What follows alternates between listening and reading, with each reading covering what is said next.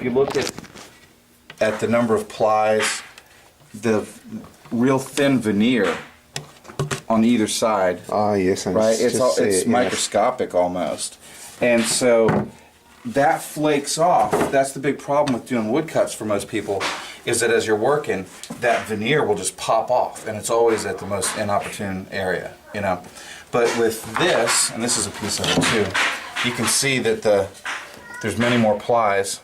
Oh yes. And that, like, you know, this is all that top layer, and so it's like a 1/16 of an inch thicker, thick, instead of, like, I don't even know how they measure that other stuff. So I've been using this for a good 10 years, or 12 or 13 years since we lived here, and I've never had a problem with a piece chipping off. So that stuff is good. And then there's something else, which this is a thin. It's got that thin veneer to it, but this is Shina, right? S-H-I-N-A. And just about the only place you can get it in America is through McLean's, and they import it from Japan. And so it's this Japanese basswood, and it's really the best stuff. I mean, it's such a thrill, such a pleasure to cut into. I like this, I love this, but this is better still. Right. It's so expensive that I can't use it. You know, I mean, like, I'm doing some illustrations for a book, and I needed it to. It's going to be printed on a letterpress, and I just needed the detail to hold up, and so I've been using the Shina for that one project.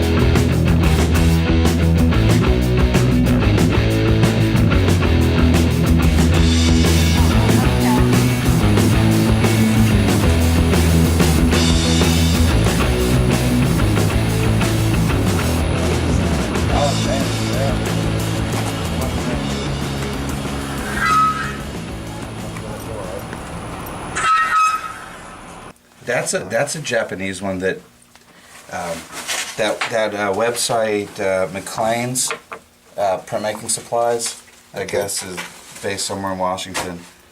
They import a lot of Japanese stuff. So like all of the ones that have that weird kind of handle are all Japanese. And then there's a real common set of tools that are also Japanese, but they're very affordable, are these power grips. I don't know if you've seen them. I had a box, I don't know where. The ones I'm using for flex cut. Yes. I've got one set of flex cut. I've got some mushroom ones. I think it's lions or something like that. Yeah, there's lions, and then there's people from Switzerland that file. But the power grip comes in a set of either 5 or 7, and they're like between $30 and $45. So they're really pretty reasonable.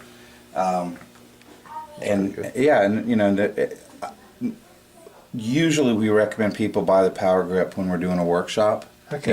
If they don't have a set of tools and they need to get some, the power grip they're really affordable, and they're pretty good tools. And I use those as much as I use anything.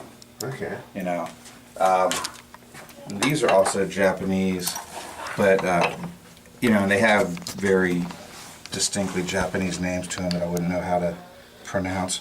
But the set with the long handles like this are all meant for you to cut them down to the size of your hand. Right, so like this was a long one, and it's the only one that I've actually cut down, but it's more comfortable like this.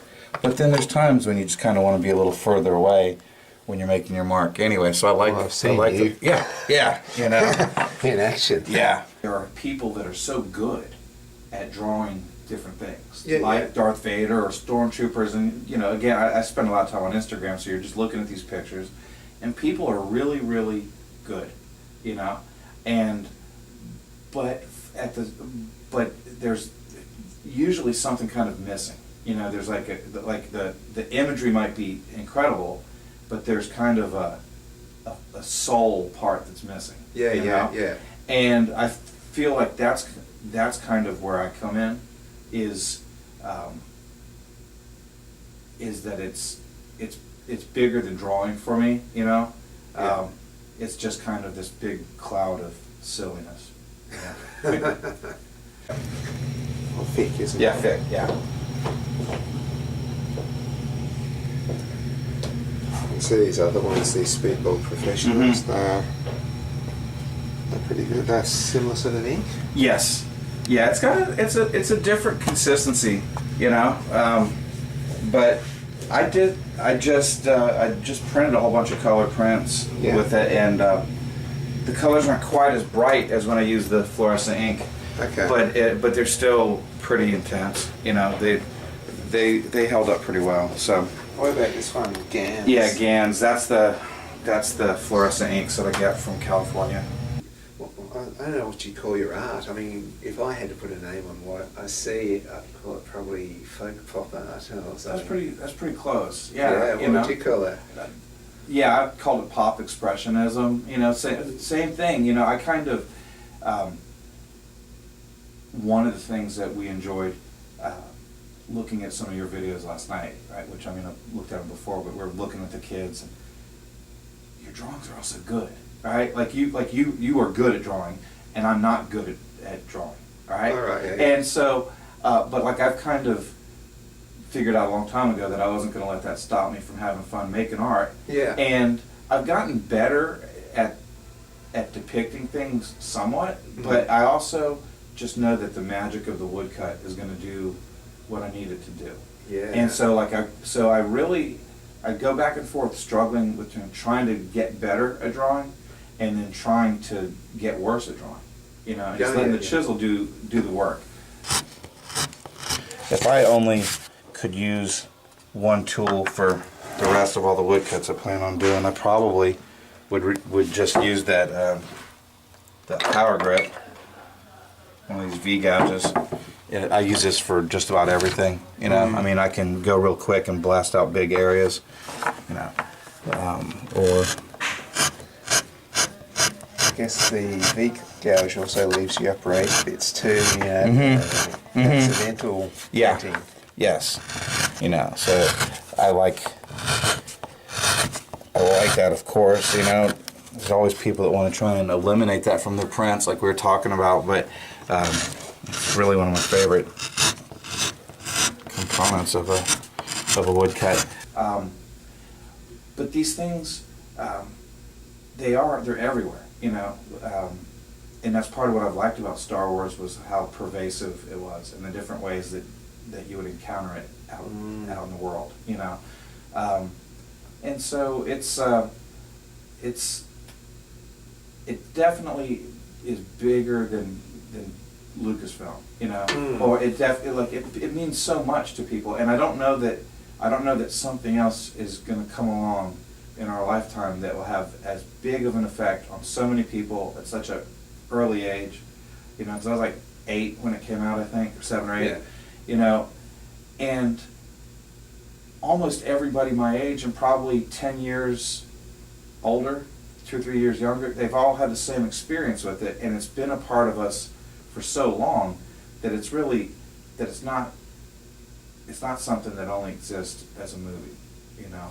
And so, you know, I mean, you could be drawing from what you're seeing in the movie, or you could draw from your toy collection, or you could draw from just going to a store, or a sticker on somebody's window, or just you know, or even just their memories of a little special toy. I'll meet people that their memory of what their Star Wars toys that they had so different than what reality was.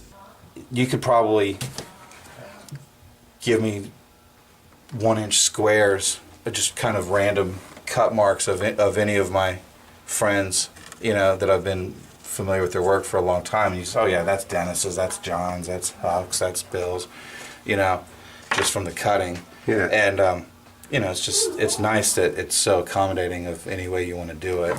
And I suppose one of the other questions I'm going to ask you, Rebel Scum, does that have a double meaning here in the South? Yeah, maybe even a triple meaning, because you know, there's, you know, that's a phrase that pops up a number of times in the Star Wars movies, and so I've always liked that part of it, you know. You rebel scum. So I like that, but then we're here in Mississippi, and the Confederate flag is a part of the Mississippi flag, still, Right. and so there's that part of it, and I've been down here in the deep South for 13 years. When I lived in Virginia, which is the South, but they don't think of us as in the South down here, right? And you're a Yankee from Virginia, so you know, I've spent a lot of time in the South. And I'm very familiar, but I've never really identified with the Confederate flag. But here we are, and it's a part of our flag. And, you know, I was just talking to you a little bit ago about my classroom, you know, that's entirely African-American students, and we have the Mississippi flag in every classroom, and, you know, so, you know, including the rebel flag part of it, and the kids kind of just don't care about it. It's just kind of just transparent, I guess, you know. And so, but I was going to go do a workshop and give a talk and everything at Ole Miss, and they had just changed their logo, which was this old, you know, Southern Colonel that they call Colonel Reb. They finally got rid of him as their mascot, and now they're like a black bear. But I think they're still called the Rebels, right? Right. And so there's a lot of people here in Mississippi that went to Ole Miss, and I just like to prod them just a little bit, right? So I was going to school, and I just thought I'd throw out that Rebel Scum just for the hell of it, just to kind of aggravate them a little bit, you know. And like almost everything else I do, no one ever cares, right? And so I just did a Kickstarter fundraising project. It ended about a month ago. I was really nervous as to whether it would go through or not, but so I'm getting a bigger press.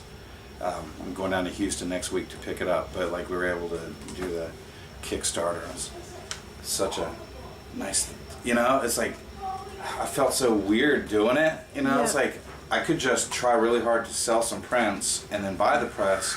Yeah. Instead, I'm like pretty much just begging for, like, would you please give me money? It's Yeah. weird, but I was like, well, this way I can make more prints, so Yeah, it's worked that's out. good. You know? I don't think of myself as an academic, but I'm trying to navigate jobs at universities and workshops at universities and lectures and all that stuff. And so you have to conduct yourself a certain way, you know, and you have to frame conversations a certain way, but then in reality, there's the other part that I don't have the protection of a university job, and like, you know, whether I'm going to be eating hamburger or toast is going to be determined by how many prints I sell this month, you know, and so I bear all the responsibility for my family, and so whatever I want to do, it's up to me. You know, and so like I don't have, like, I answer to Julie. I don't answer to anybody else as to what I want to make. You know, and there's that part of it where if you want to be polite, you know, I've gotten into a few unpleasant situations at lectures. You know, it used to be for again, you know, kind of the way I draw. There's not a lot of beauty in anything, but people have singled out the way that I draw Native Americans. And when I was doing a lot of research, just, you know, just devouring advertisements really the last 100 years, you see a lot of Native American imagery, you know, and I myself don't have a rich history, you know, like I know my father, I don't know very much about my grandfather, either of my grandfathers, you know, and definitely nothing beyond them. So like I kind of fabricated or manufactured what my heritage is. And I think of of my father playing cowboys and Indians, you know, as a 10-year-old in the 50s. I'm seeing the guy dressed up like an Indian. I'm thinking of my dad as a white guy dressed up like an Indian. I'm not thinking of this rich history and tradition of Native Americans and how they've been treated in this country. And those aren't the things that I'm connecting with. I'm just identifying with the graphic and with, so I... You realise I had an Indian costume when I was a kid? Really? Yeah, headdress and all. Yeah. Yeah, like a chief. Yeah, awesome, you know, and they're beautiful, and a stick, you know. yes, yeah, you know, it's the greatest thing. I mean, it's for you know, for me, you know, and I always, maybe I have a very limited way of looking at things, but I just think it's amazing that we had this this other culture that lived in this country, because it's not very prevalent. Doesn't manifest itself in our day-to-day life now very much.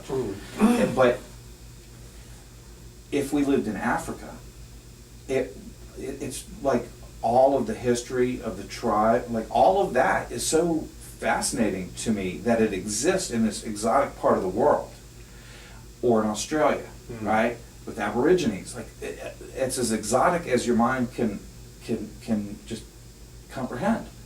And we have to think that we have something like that that's happened in this country. It's really cool, you know. And I really just kind of react to it like, wow, this is amazing. I don't always think of it in the politically correct terms, like I don't have the right mindset for everything. But I just think, wow, this is amazing that these people lived here, and they, you know, I don't get caught up in some of the bad things that have happened. You know, because for the most part, I don't try to conduct myself as a superficial person, but as an artist, I'm pretty superficial. Okay. All right, so I'm connecting with that graphic. Okay.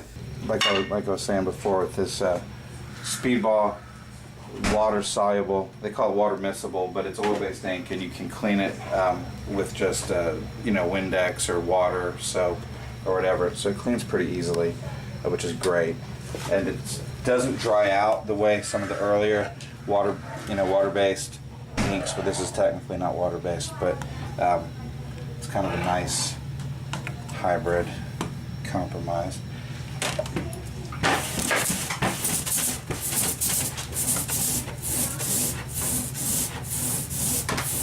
I've learned to be a little bit more articulate, and I've also learned that there's just things not to bother bringing up and talk about other things, because I like popsicles as much as I like Indian advertising too, right? Yeah, And so I'll just talk about something else.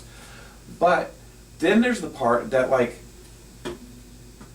I'll do whatever the hell I want to do, because it's just me, you know. It's like I'm trying to feed my family.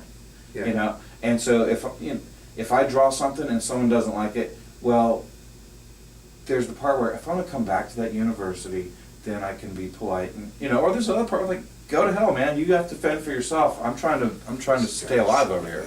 And I just thought of something kind of fun. Sophie, are you here? Come here, please. Your hands are clean. Open this up. I'm sorry to walk out on you. Open this drawer upstairs. Carefully go through there and pull out the dinosaur.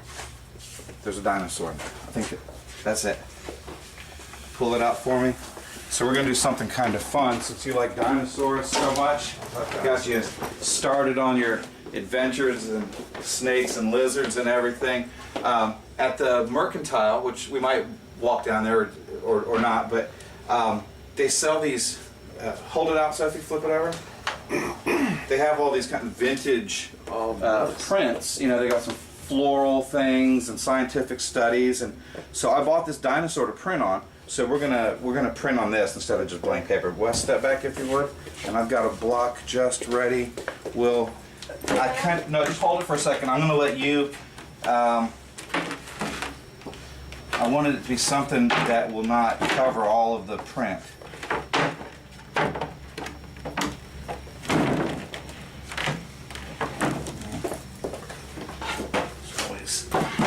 I could do that, Darth Vader, but I wanted it to be something that.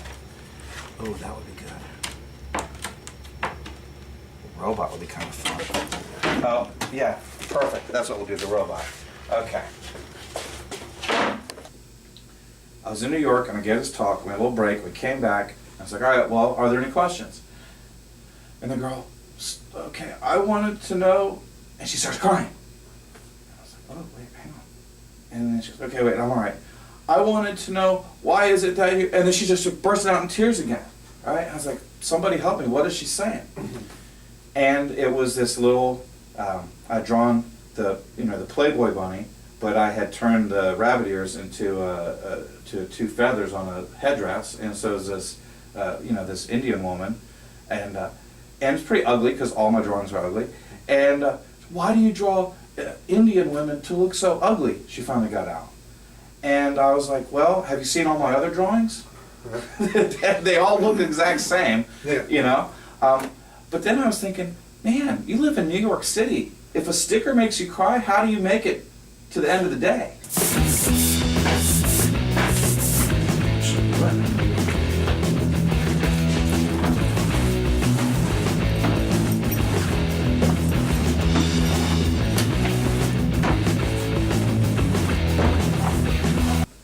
I used to draw these things, and back when I was in graduate school, before I was married, before I had kids, I'm down in this state by myself without a lot of friends, and all I really had was my printmaking and the toys and the junk that I collected, the Star Wars stuff, the Mountain Dew stuff, or whatever.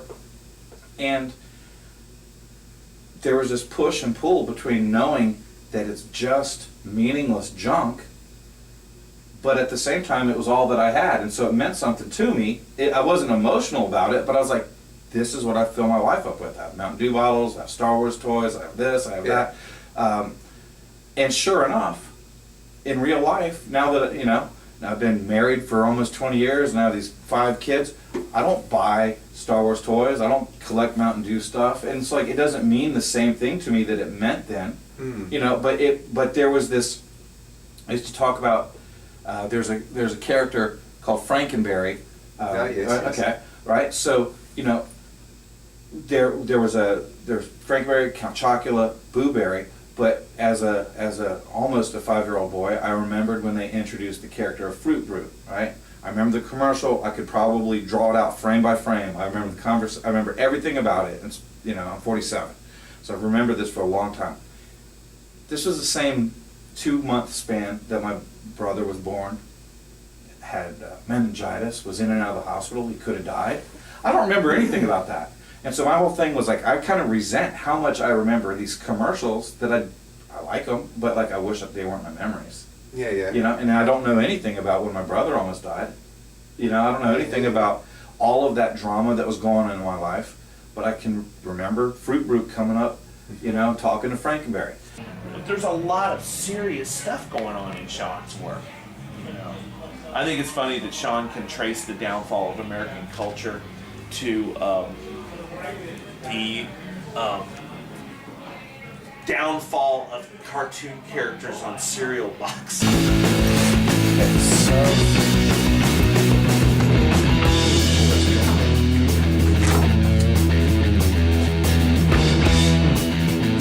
perfectly the size of the football system for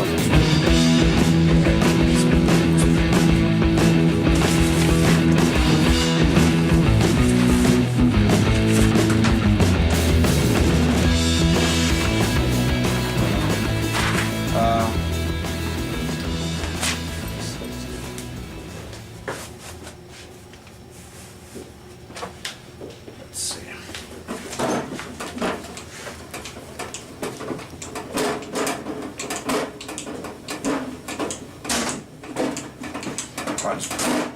Black ink on this. Okay, hopefully that was enough pressure. Looks like it. I'm not being very funny right now, but I'm usually pretty funny when I give my talk. I've got it down pretty good. Everybody's laughing, that's great. And then there's the one person that's not laughing, and then they get mad. That's not what I want, And then when they've left and they were upset, and I really didn't want that, because I'm just like, I have a good time when I'm drawing, I have a good time when I'm in here in general, but like I'm just having a lot of fun. And when I make it and I look at it and I put it up, I'm like, okay, I'm having fun. I enjoy this. This is making me smile. There's hopefully some humor in there, you know? And I want people to connect with that. And so if I'm doing things that are offensive to people, that's not what I want. And so so I really don't draw Native American imagery anymore because I don't want anyone, I would much rather draw a clown, you know? Of course, they've been in the news a lot, and people don't like clowns these days too. But like, I've got to draw something. Yeah. But I want us all to have a good time.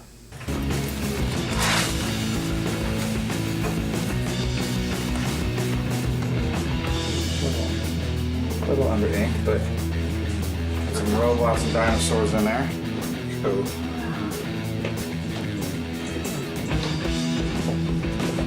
Nice. Cool. So we'll put this over here and let you.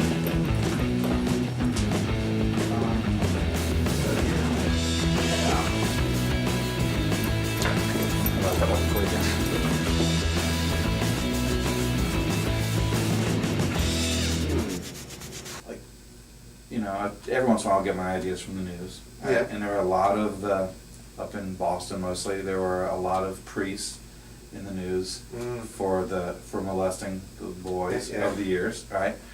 And so I was invited to make this comic for a school up in New York, and so I drew this comic about a pig.